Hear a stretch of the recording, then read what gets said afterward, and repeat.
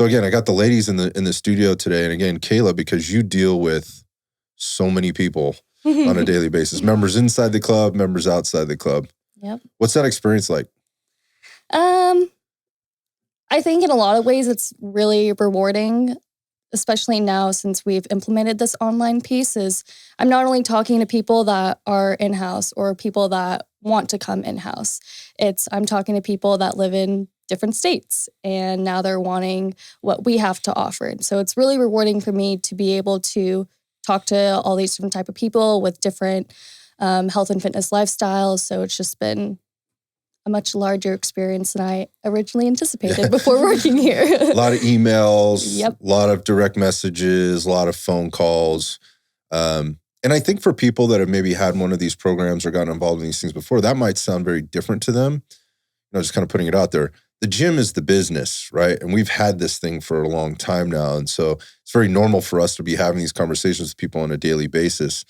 And we've just implemented the digital piece because it was a necessity for us, and other people want to consume it. And the platforms, the ability to do that is now very, very viable. There's a lot of cool things. We'll talk about that. But it's not a normal for us to get questions all day long. So we've just now started answering questions more digitally. We don't actually see you physically, but you're out there in space. But it's no different than if you were here. We're just not seeing you physically. But we do get people that video call in, and have consultations and whatever else. So we do get to meet them and see them. But they're still members. We treat them like members, and that kind of comes along with the program. But I think the biggest thing about this particular program, when we sat down to put it together, was one, let's make sure we're giving people a variety of options. Just like if you're coming into the gym, there is no one size fits all ever. So it's tough as a gym owner that's maybe offering things outside of personal training, which obviously is very much the opposite of one size fits all, or should be. Like, this needs to be very specific programming for this very specific person, their needs, their health, their goals, and all of that. Yeah. Yep. But when you provide like group programming, it gets a little like, okay, so we have all these different fitness abilities. We have all these different exercise histories. We also have different levels of drive, what people are willing to, to actually, in terms of putting in work. So like putting together a group program or a group, like let's just say a class or a group of classes that kind of caters to all those different things can be tough. But you can kind of start to categorize them into things like, well, we have novice, beginner to intermediate, intermediate to advanced, and then really advanced. Then we have people like you take out of that, you're like, well, okay, now what are your goals? That was kind of the exercise experience or fitness level. What are your goals as they relate to those? Like, what are we trying to do? Is this a physique type of person that's really looking to shred, look better naked?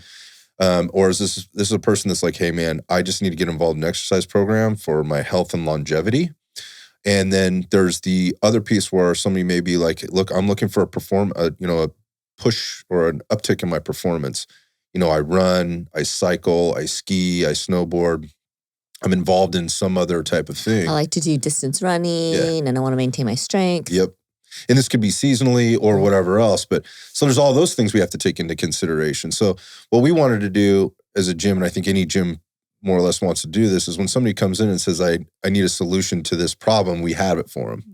I think we've come up with we've been pretty successful with that in the gym. So we more or less just kind of took that programming and put it online with our experience on the personal training side of things, understanding nuance. And like, it's one thing for me to give you an exercise online and say, I need you to do this exercise, but you've never done that exercise before, or you don't know what that is. It's a little bit more complex.